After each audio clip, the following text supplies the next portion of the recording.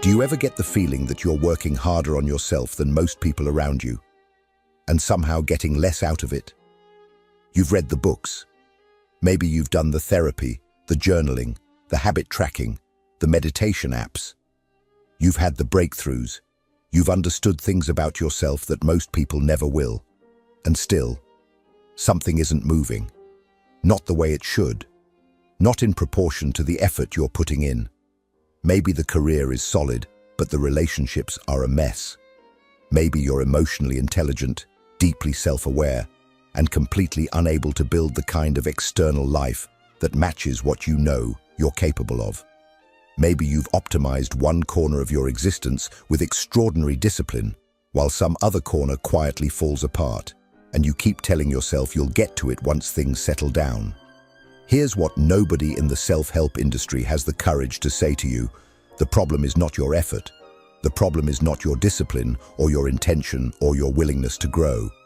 The problem is that you've been upgrading one room of a burning house and calling it renovation.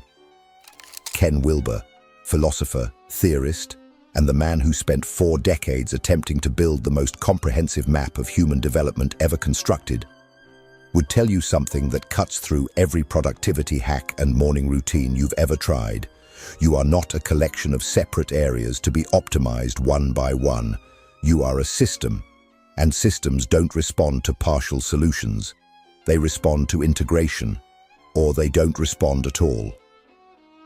What Wilber mapped, synthesizing psychology, philosophy, neuroscience, and developmental theory, is that human beings grow along multiple distinct lines simultaneously: cognitive intelligence, emotional maturity, physical health, relational depth, external competence, and that these lines are never equally developed in the same person.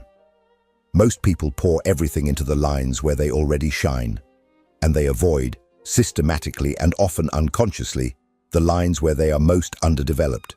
That avoidance has a cost. Wilber called it the bottleneck, the single weakest line that quietly limits everything else. This video is not a motivational push. I'm not going to tell you to dream bigger, or work harder, or believe in yourself. What I'm going to give you is a diagnostic, a real one, not a flattering one, and then a structure. By the time this is over, you will know exactly where your bottleneck is, and you will know what to do about it today, not eventually. Are you ready to stop upgrading the wrong thing?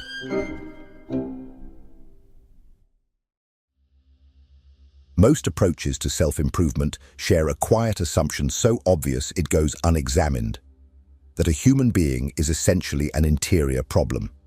Fix your mindset. Rewire your beliefs. Master your emotions. The work, in this view, happens inside, and the outside will follow. Wilber's first and most radical move was to reject that assumption entirely. What he proposed, in what he called the AQAL framework, shorthand for all quadrants, all levels, is that human experience is not one-dimensional but four-dimensional, and that these 4 dimensions are not metaphors or categories of convenience. They are irreducible. You cannot collapse one into another without losing something essential about what it means to be human. The first dimension is the interior of the individual: your thoughts, emotions, values, the meaning you make of your experience, the inner weather you live inside every day. This is where therapy operates. This is where most personal development lives. It is real, and it matters, but it is 1/4 of the map. The second dimension is the exterior of the individual: your body, your brain, your behavior, the observable patterns of how you actually move through the world. Not what you believe about yourself, but what you do. Neuroscience operates here. So does medicine, habit formation, physical training. It is also 1/4. The third dimension is the interior of the collective, the culture you inhabit, the relational field between you and the people closest to you, the unspoken agreements and shared meanings that shape what feels possible and what feels forbidden. You don't construct this dimension alone. It exists between people, not inside any single person. And it shapes you far more than most individual-focused development frameworks are willing to admit. The fourth dimension is the exterior of the collective.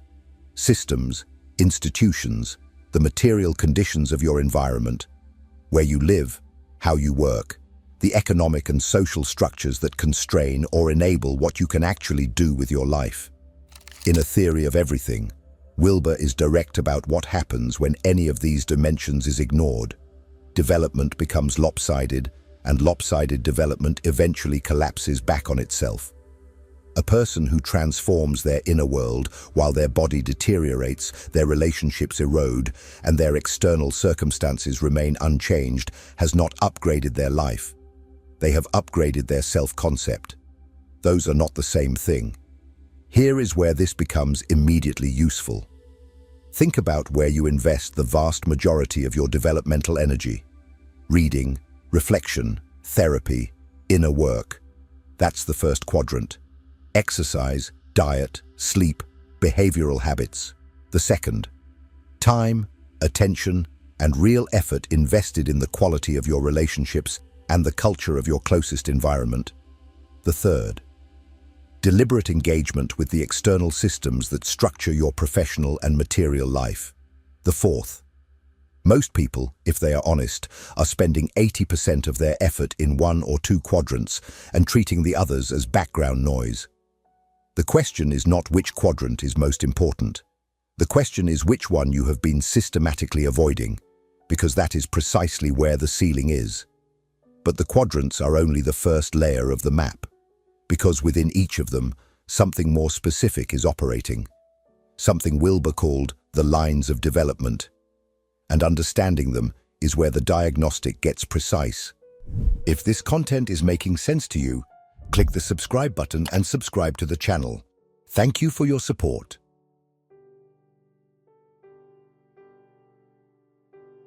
There is a particular kind of person who is extraordinarily easy to admire from a distance and extraordinarily difficult to be close to.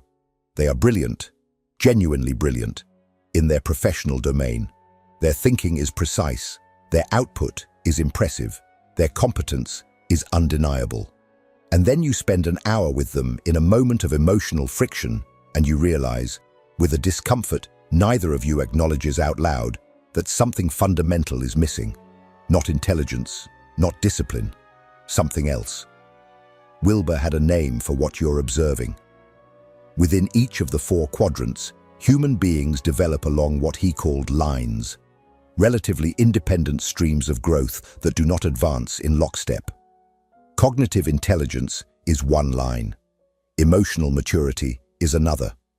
Moral development, the capacity to hold increasingly complex ethical perspectives, is a third. Interpersonal intelligence, the ability to navigate relationships with genuine attunement rather than strategic management, is a fourth. Physical and somatic awareness, the degree to which you actually inhabit your body rather than merely drag it around, is a fifth. There are others. The crucial word is independent. In A Theory of Everything, Wilber is explicit. A person can be highly developed in one line and profoundly underdeveloped in another, and the two facts can coexist indefinitely without the stronger line pulling the weaker one forward.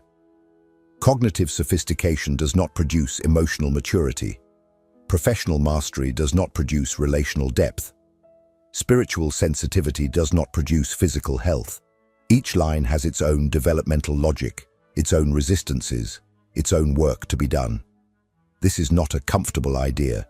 It means that decades of effort in your strongest line, the one you've built your identity around, the one people praise you for, has done almost nothing for the lines you've been neglecting. The sophistication you've accumulated in one domain does not transfer. It does not compensate. It coexists, sometimes uneasily, with the areas where you remain stuck at an earlier stage. The bottleneck is always the weakest line. Not the weakest on some abstract developmental chart. The weakest relative to the life you are actually trying to live. A person whose professional competence is exceptional, but whose emotional intelligence is that of a teenager, will find that every significant relationship in their life is quietly shaped by that gap, including, and especially, their relationship with themselves. A person with profound emotional depth, but no capacity to function in external systems, will find that their inner richness produces almost no traction in the world. The weakest line is not a footnote. It is a structural limit on everything else. So here is the diagnostic, and it requires a specific kind of honesty.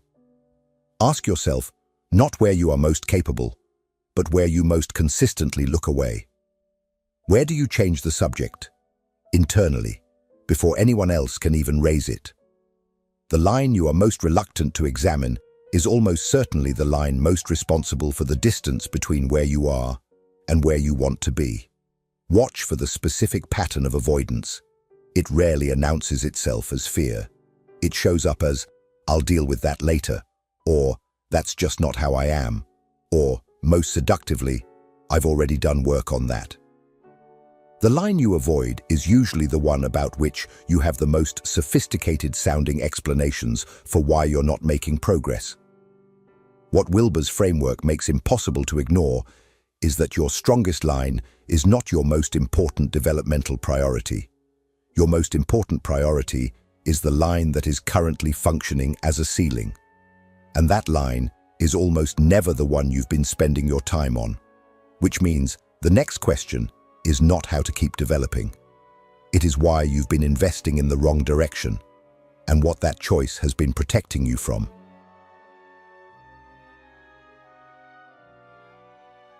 There is a reason the bottleneck stays a bottleneck. It is not ignorance. Most people, if pressed, could name the area of their life that most needs attention. They know. The knowing is not the problem. The problem is something more specific and more uncomfortable. Developing where you are weak feels nothing like developing where you are strong. When you work on your strongest line, progress is visible. Feedback is fast. The effort produces results that others recognize and that you can measure. There is a particular satisfaction, clean, almost physical, in getting better at something you're already good at. It feels like growth. It produces the sensation of momentum. And it is, in a meaningful sense, real. The problem is not that it's fake. The problem is that it is the most expensive form of avoidance available to a disciplined person. The executive who earns a third advanced certification while his marriage quietly goes cold. The therapist who deepens her theoretical understanding of attachment while never confronting her own. The athlete who adds another hour to his training schedule while his anxiety metastasizes untouched. None of these people are lazy. None of them are avoiding growth. They are avoiding a specific kind of growth, the kind that would require them to be bad at something, to be seen struggling in a domain where they have no accumulated competence to hide behind. Wilber describes this dynamic as one of the central failure modes of development. The strong lines continue to advance, accumulating sophistication and credential and self-concept, while the weak lines remain frozen, or worse, regress through sustained neglect. The result is a person who becomes, over time, increasingly impressive in one register and increasingly fragile in the others.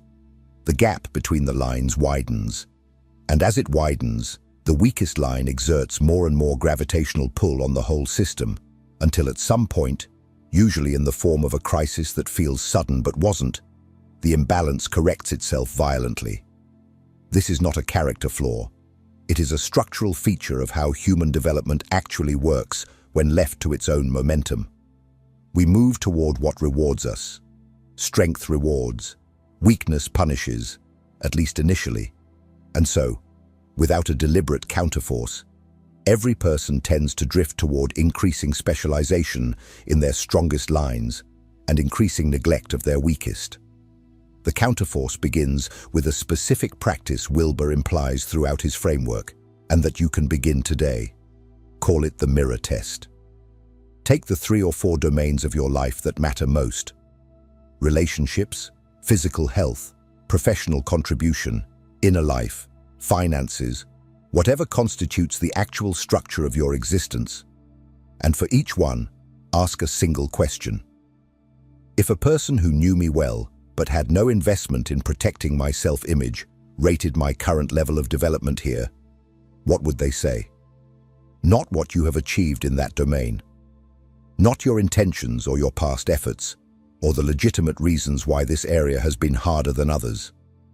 What would an honest witness say about where you actually are right now? The domain where you most resist asking that question is the domain that most needs your attention. The resistance itself is data. It tells you where the ceiling is, and it tells you something else, that some part of you already knows and has been choosing not to look. Knowing where the bottleneck is, however, is not the same as understanding why it resists development. And that requires looking at something Wilber called levels. Because not all stagnation is created equal, and the depth of the work required depends entirely on where in the developmental sequence the blockage lives. If what you're hearing resonates with you, you'll find real value in my ebooks. Beyond the Shadow breaks down Jung's core ideas, while Dialogues with the Unconscious gives you a 30-day path to apply them in your life. Both are linked in the pinned comment.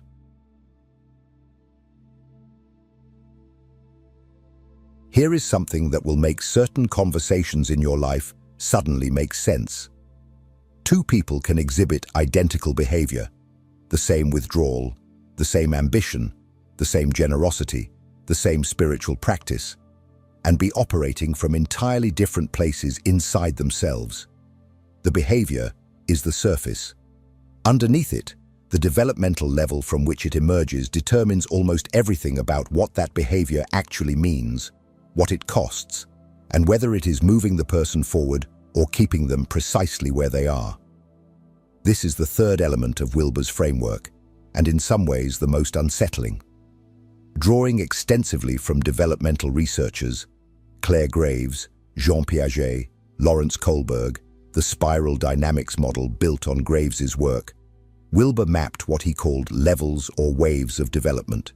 Not rigid steps on a ladder, but fluid, overlapping stages through which human consciousness tends to move over a lifetime. Each level represents not just a set of behaviors, but an entire worldview. A particular way of interpreting experience, assigning meaning, relating to others, and understanding oneself. What makes this practically important is the pre-post problem. Wilber borrows from developmental psychology a distinction that sounds technical, but is immediately recognizable in lived experience. Behaviors that appear similar on the surface can emerge from pre-conventional or post-conventional levels of development, and confusing the two is one of the most consequential errors a person can make about themselves. The person who rejects social convention because they have genuinely transcended its limitations and arrived at a more expansive perspective, that is post-conventional development. The person who rejects social convention because they have never successfully integrated it and find its demands threatening, that is pre-conventional avoidance, wearing the costume of liberation. Both people will tell you, with complete sincerity, that they don't follow rules that don't make sense to them. The words are identical. The developmental reality underneath them is not. This pattern appears everywhere once you know to look for it. The spiritual detachment that is actually emotional dissociation, the healthy boundaries that are actually an inability to tolerate intimacy, the authenticity that is actually an unwillingness to be accountable to others, the ambition that is actually anxiety about worthlessness dressed in the language of vision. In each case, a behavior that could represent genuine development is instead functioning as a sophisticated defense against it. Wilber's levels do not tell you what to do. What they offer is a diagnostic precision that most self-help frameworks cannot provide. The same intervention will mean something completely different depending on the level from which a person is operating. Meditation practiced from a place of genuine equanimity produces integration. Meditation practiced as a strategy to avoid emotional confrontation produces a more refined version of the same avoidance. The technique is identical. The developmental function is opposite. Here is how to use this today. For any area of your life where you feel genuinely stuck, where you have tried repeatedly to change something and the change hasn't held, ask a different question than the one you've been asking. Instead of, "What should I do differently?" ask, "What is this behavior protecting me from?" Not, "What does it cost me?" which you already know. What would I have to feel, face, or become responsible for if I stopped doing it? The quality of what surfaces in response to that question is a more reliable indicator of your current developmental level than any assessment, any label, any identity you've constructed around your growth. If what surfaces is a clear, specific answer you can work with, that is one kind of information. If what surfaces is a wall, a blank, a sudden urge to change the subject even inside your own mind, that is different information and more important. Because what Wilber's framework ultimately reveals is that the question is never only what to develop. It is always also, from where are you developing? And are you willing to be honest about the answer? That honesty is the precondition for what comes next. The question of how to actually build a life that touches all of these dimensions consistently, without requiring you to burn it down and start over.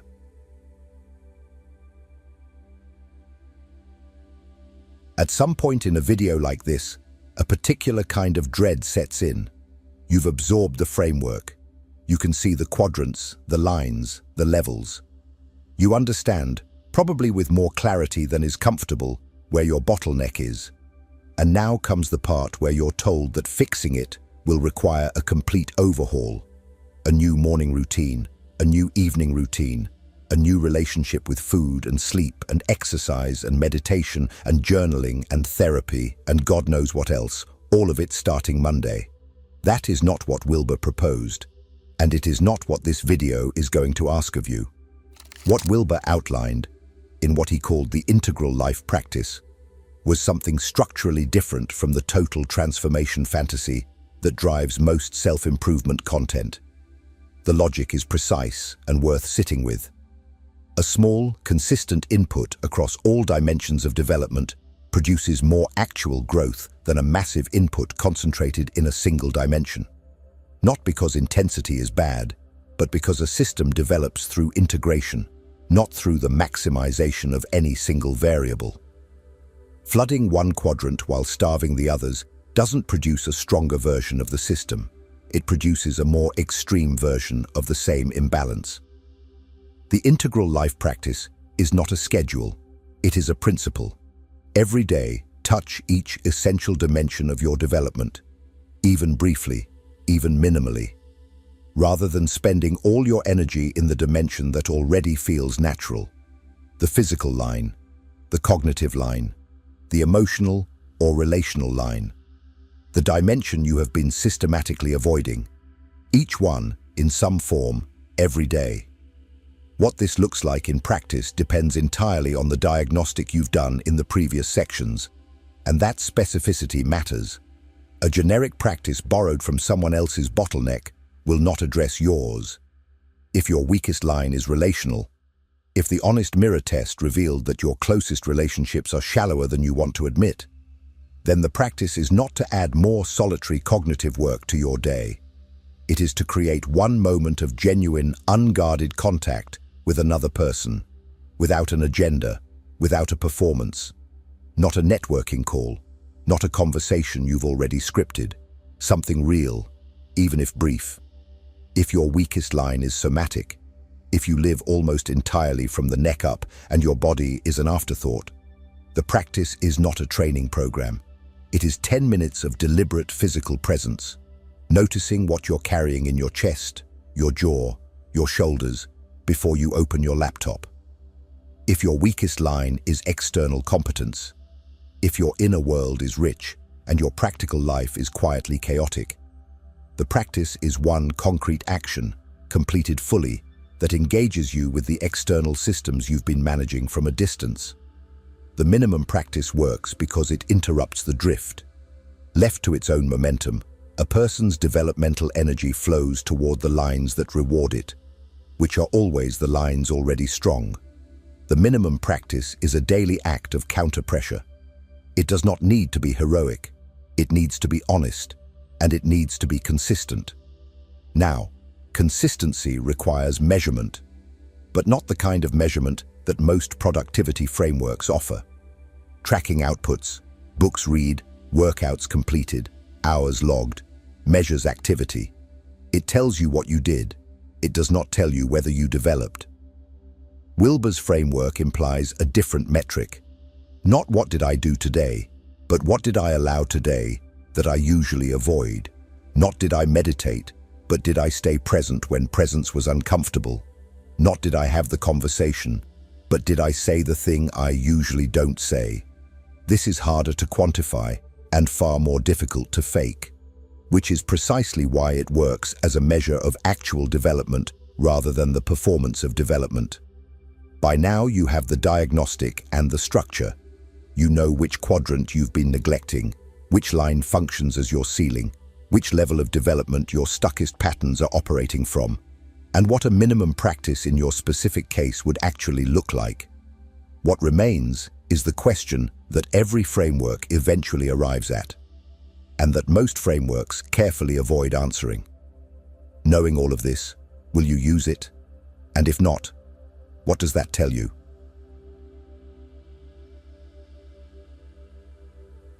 There is a particular comfort in understanding a framework this well.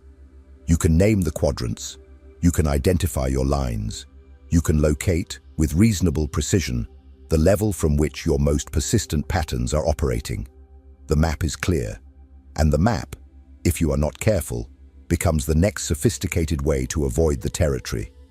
This is the thing Wilber could not build into the framework itself, the thing no framework can contain. Understanding the AQAL model does not develop you. Knowing where your bottleneck is does not widen it. The diagnostic is not the work. It is the precondition for the work, which is a different thing entirely and a much harder one. What makes genuine development so resistant, not to understanding, but to actually happening, is that the weakest line is weak for a reason. It did not stay underdeveloped through oversight. Something in you has been maintaining that underdevelopment, often for years, because the alternative required something you were not yet willing to pay. Exposure. Failure in a domain where you have no competence to cushion the fall. The specific discomfort of being, for a sustained period, genuinely bad at something that matters to you. Most people find a way to remain almost ready to begin that work indefinitely. The framework becomes another preparation. The diagnostic becomes another way of thinking carefully about the thing instead of doing it. Wilber writes in A Theory of Everything that transformation, genuine transformation, not the translation of existing patterns into more sophisticated language, requires what he calls a change in the center of gravity. Not the addition of new knowledge to an existing self, but a shift in the self that is doing the knowing. That shift cannot be thought into existence. It happens through contact with the dimension you have been avoiding, sustained long enough that the avoidance itself becomes more costly than the discomfort of the work. Which means the question this video leaves you with is not theoretical. It is immediate, and it is specific. You know which line is your weakest. You have known for longer than today. The question is not what to do. You know what to do. The question is what you have been telling yourself, with impressive coherence, about why now is not quite the right moment to begin. That story is not a character flaw. It is a developmental artifact, the voice of the level you are currently at, doing exactly what that level does, protecting its own coherence against the pressure of what would come next. You will not argue yourself out of it. You will not read your way past it. You will only move through it by doing the one thing it has been successfully convincing you to defer. So here is what you do today, not this week, not after you've thought about it more. Today, identify the single area of your life that has come to mind most persistently throughout this video, the one you kept circling back to even as the framework moved forward. That area is your answer. And in that area, identify the smallest action that would constitute genuine contact with the line you've been avoiding. Not a plan for contact, not a commitment to contact, but contact itself. A conversation you've been postponing, a physical practice you keep meaning to start, a professional risk you've been managing from a careful distance, a relationship you've been tending at the surface because going deeper feels like too much. Do that one thing today. Not because it will solve everything, it won't, but because the gap between knowing and doing is exactly where development dies, and the only way across it is a single step taken before the story about why to wait reasserts itself. The version of you that finishes this video already knows what that step is. If what's on your screen right now speaks to what's still unresolved in you, click and keep watching. The work has already begun.